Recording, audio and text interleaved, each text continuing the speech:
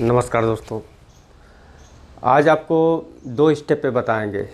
दो स्टेप में आपका है, एक है कि एसटी, ये जो एसटी आप कोई भी अगर एसटी ना मिले तो उसे हम कैसे एक दूसरी एसटी लगाकर उसे काम चला सकते हैं।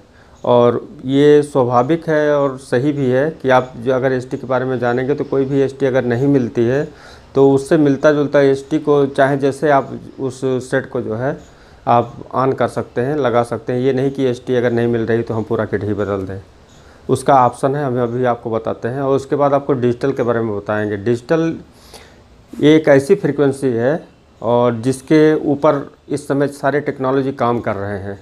तो आप अब तक नहीं जानते थे या कंपोनेंट लेवल पे ही सीखे थे या कंपोनेंट लेवल पे ही काम कर रहे हैं, तो आपको बता दें कि ये जानना बहुत ज़रूरी है कि डिजिटल है क्या।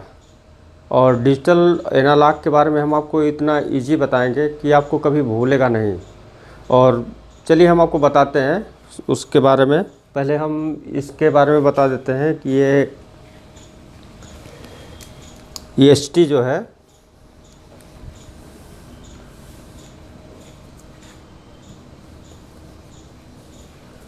ये एसटी दोनों जो है एलजी के हैं।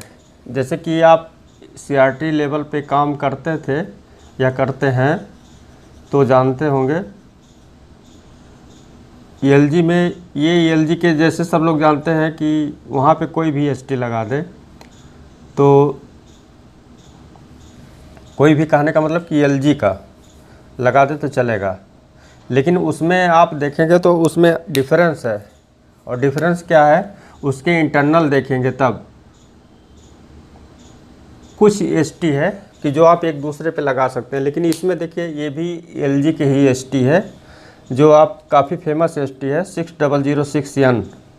और दूसरा नंबर जो इसका इक्विवेलेंट आता है एन, यानी 1682 यानी 1682। आप सुने होंगे, इसके जगह पे ये लग जाता है 1682 लगाइए, चाहे 6006N। ये हो गया इसके इंटरनल। और ये आप देखे होंगे 6002XW, ये सीआरटी टीबी एलजी के हैं और दोनों एलजी के हैं। अब आप दोनों की एसटी के बारे में, इस यहाँ पे हम सिर्फ एसटी का जो है, जो एसटी के बारे में बता रहे हैं। और आज का टॉपिक इसमें जो है सिर्फ एसटी से रिलेटेड ही है, इसलिए हम आपको अदर कहीं दूसरे टॉपिक पे नहीं ले जाएंगे, क्योंकि इसी के द्वारा आप अदर भी टीवी के जान सकते हैं कि वो काम कैसे करता है। तो चलिए देखते हैं। ये देखिए यहाँ पे जो है एलजी के भी है, एलजी के भी है। अब यहाँ पे देखिए एलजी का पिन नंबर, जो एसटी का पिन नंबर 1 है, 2, 3। और यहाँ पे देखिए एसटी का पिन नंबर 1 है, 2 है और 3 है।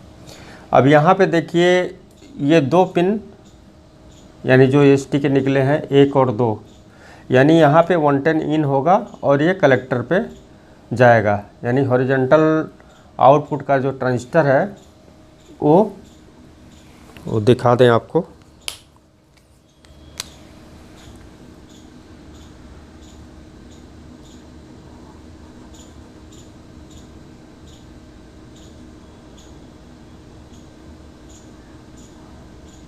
ये ट्रांजिस्टर आपको बना के बता दे रहे हैं।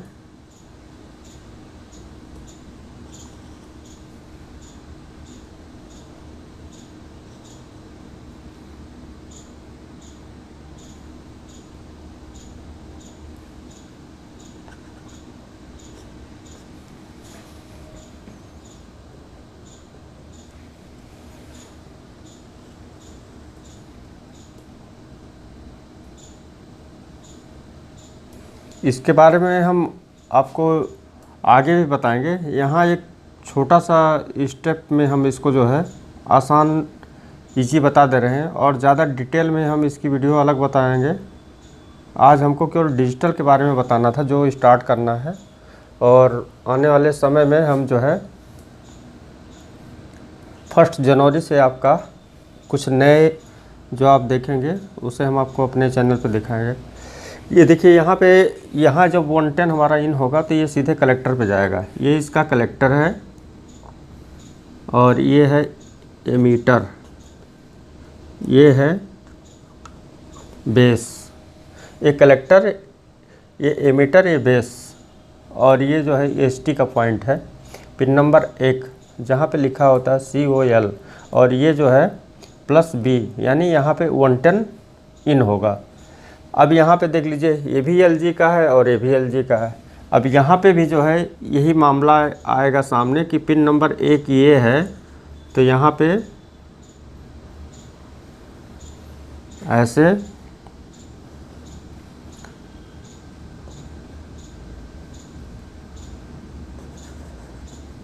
ये हो गया एमीटर, ये हो गया बेस।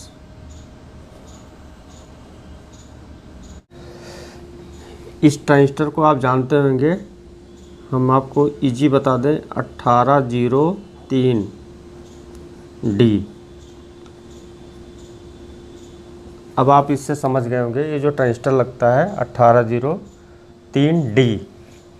और इसके बारे में भी बताएंगे, ये जो ट्रांजिस्टर है 1803 और 1802 और D और ये, इसका मतलब क्या होता है और क्यों नहीं ये एक दूसरे पे लगा सकते हैं या लगा सकते हैं, और वो लगाएंगे तो कैसे लगाएंगे और क्या देखना पड़ेगा। क्योंकि कभी कभी ये प्रॉब्लम आ भी जाती है हमारे सामने कि अगर वो ट्रांजिस्टर सेम नहीं है, तो अगर हम नहीं जानते कि उसके इक्विवेलेंट वहाँ पे क्या लगा सकते हैं, तो उसके बारे में भी जानना बहुत ज़रूरी है। और जो लोग जानते हैं उनके लिए कोई बात नहीं, लेकिन यहाँ पे आप देखें EST के बारे में, जैसे कि आप यहाँ देखेंगे ये जो पिन है यहाँ 3 दिया हुआ है। जैसे 110 की सप्लाई जो यहाँ पे इन होगी, और 180 वोल्ट की सप्लाई जो CRT पे जाती है यहाँ पे बनती है। तो यानी यहाँ पे 3 पिन दिए हैं, जो कि ये हो गया इनपुट कह लीजिए, और यहाँ पे हो गया इसका आउटपुट, यानी ये प्राइमरी और ये सेकेंडरी। यानी जो स्विचिंग होगा यहाँ पे होगा और जो इसका आउटपुट मिलेगा इस सेकेंडरी पे मिलेगा। तो इस हिसाब से यहाँ पे ये EST काम करेगी। अब दोनों LG के हैं, तो आप इसको एक दूसरे पे लगाइएगा तो यहाँ पे डिफरेंस मिल जाएगा। ये हो जाएगा कि ये जो 110 की सप्लाई है ये सीधे यहाँ भाग आएगी। अब आपका सीधे ये पिन शॉर्ट हो जाएगा, क्योंकि ये चीज़ जब आप यहाँ पे लगाएंगे, ये जब यहाँ पे आएगा तो ये शॉर्ट हो जाएगा। तो इसलिए एक दूसरे की जगह पे आप नहीं लगा सकते।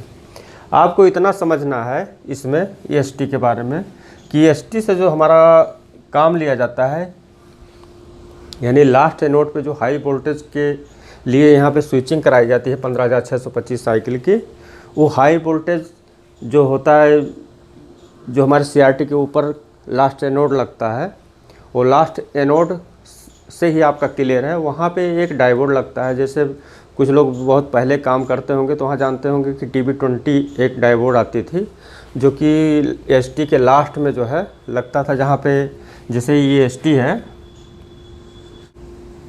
स्विचिंग कराया जाता है। यानी 15,625 साइकिल की जो स्विचिंग होती है इस पे ऑन ऑफ इस ट्रांजिस्टर पे, तो यहाँ से जो वोल्टेज जनरेट होता है वो लास्ट एनोड से एक डायोड लगा के, उसे लास्ट एनोड कहा जाता है, वहाँ से जो है इसकी सप्लाई निकलती है। अब उसके बाद बचा CRT टीवी के लिए फिलामेंट जलाने के लिए भी सप्लाई चाहिए, वो सप्लाई यहाँ से ले लिया जाता है, जैसे हीटर है। अब उसके बाद हमारा ऑटोमेटिक, जैसे ABL है, ऑटोमेटिक ब्राइटनेस लेवल को जो है कंट्रोल करने के लिए, क्योंकि वहाँ पे ऐसे रेज निकलते हैं जो कि हमारे आँख को जो है काफ़ी नुकसान करते हैं, इसलिए उस रेज को कंट्रोल करने के लिए एक ABL सेक्शन बनाया गया, जिसके द्वारा वो उसके ब्राइटनेस लेवल को जो है, जहाँ पे वाइट और ब्लैक को लेवल को मेंटेन किया जाता है, इसी के द्वारा जो है ये एक फीडबैक के रूप में लेके और EST के स्विचिंग को जो है कंट्रोल किया जाता है।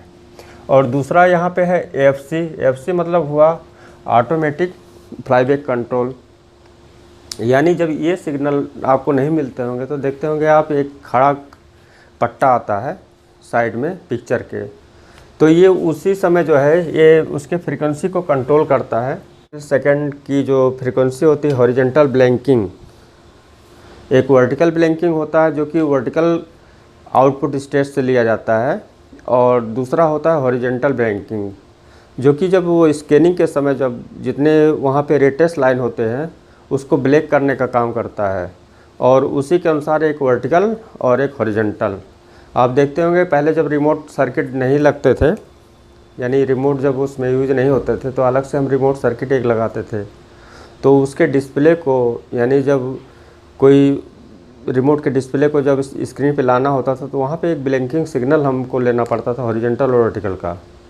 जो पहले के टेक्नीशियन होंगे वो जानते होंगे, जो लगाए होंगे काफ़ी उसका रिमोट सर्किट।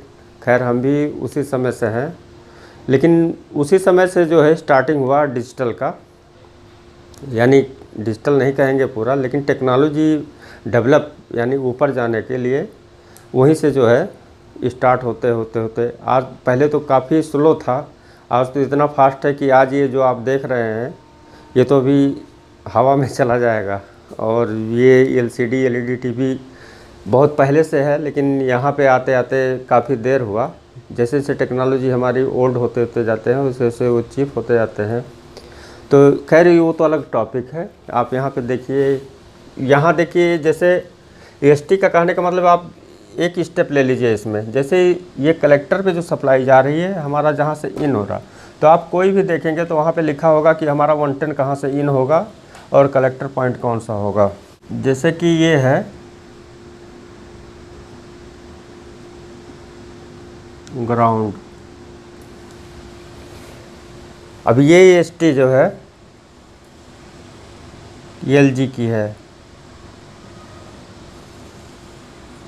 ये, और ये एसटी भी जो है एलजी की है। आप स्लिम टीवी में देखें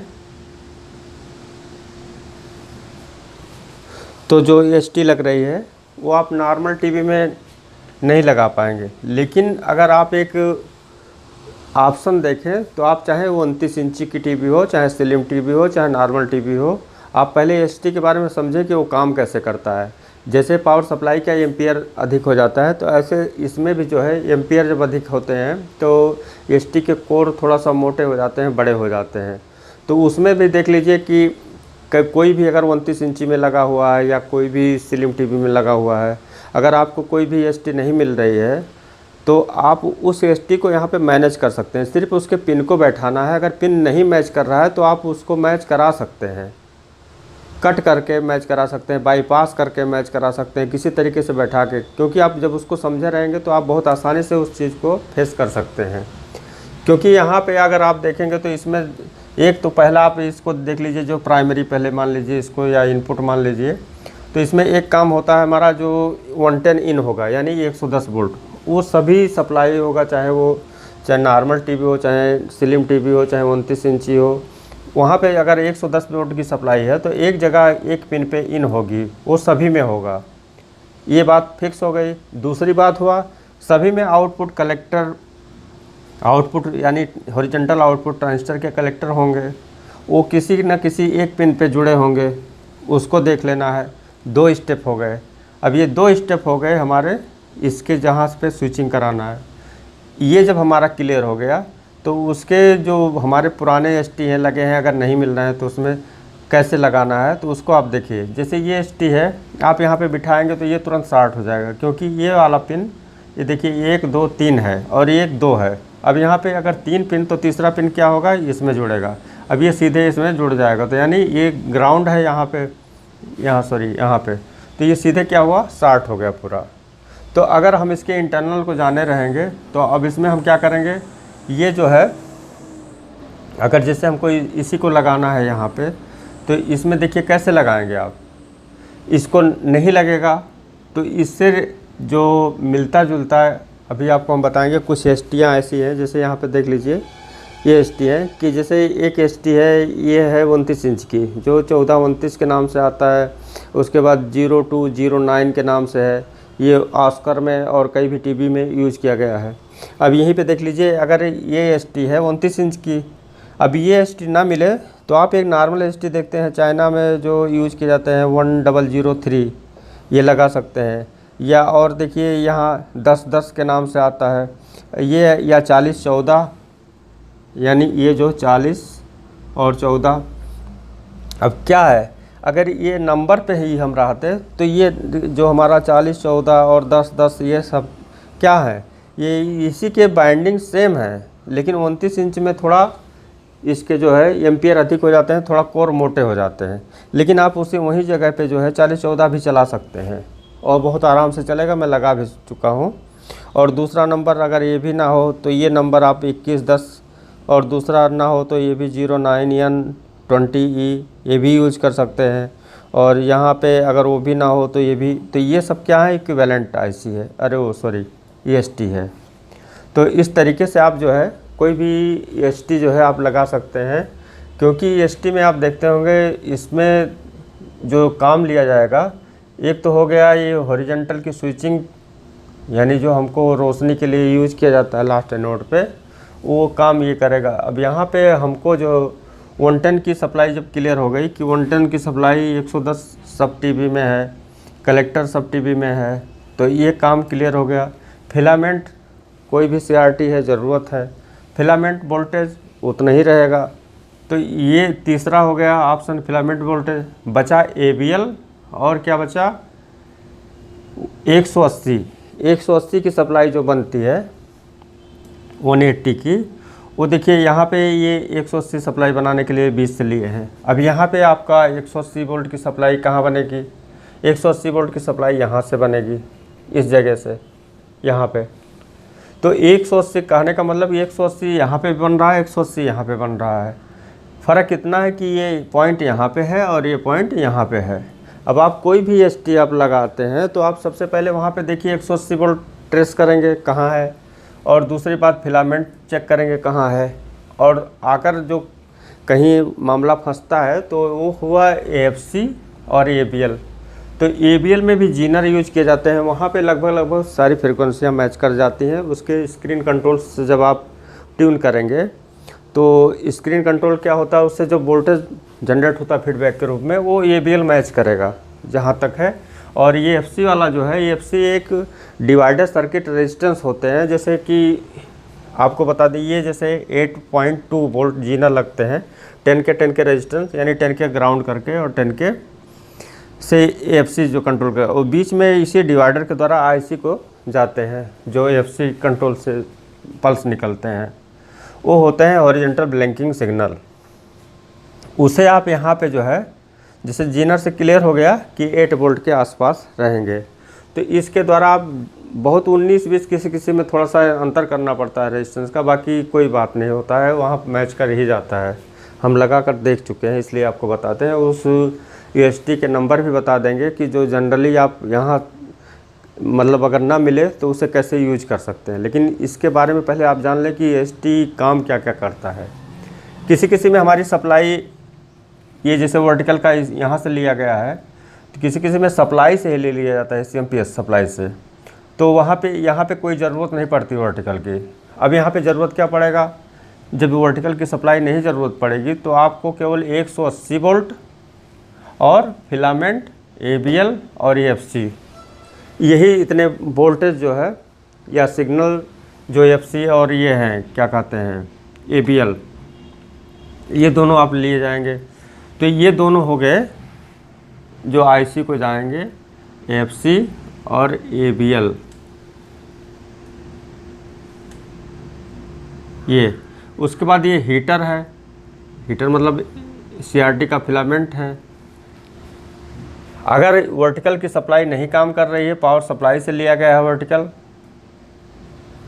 तो आपको केवल ये तीनों देखना है, बाकी काम ये जो सभी टीवी में 110 होगा और कलेक्टर होगा, और इसके बाद ये तीनों को जो है उस जगह को देखकर मैच करा देना है। बाकी ये ग्राउंड वाला ग्राउंड ही रहेगा। अब यहाँ फंसता क्या है, यहाँ ये फंसने वाली बात है कि जैसे ये नहीं जान पाते कि यहाँ पे लिखा है तो ठीक है जान लेते हैं, अगर नहीं लिखा है तो कैसे जानेंगे। तो उसको जानने के लिए आपको देखना पड़ेगा ग्राउंड क्या है, और ये हमारा ट्रांजिस्टर का कलेक्टर कौन सा है, मीटर कौन सा है। तो इसके बारे में जानकारी ज़रूरत है, और वो जानकारी आपको कहाँ से मिलेगी, जब आप बेसिक जानेंगे तभी।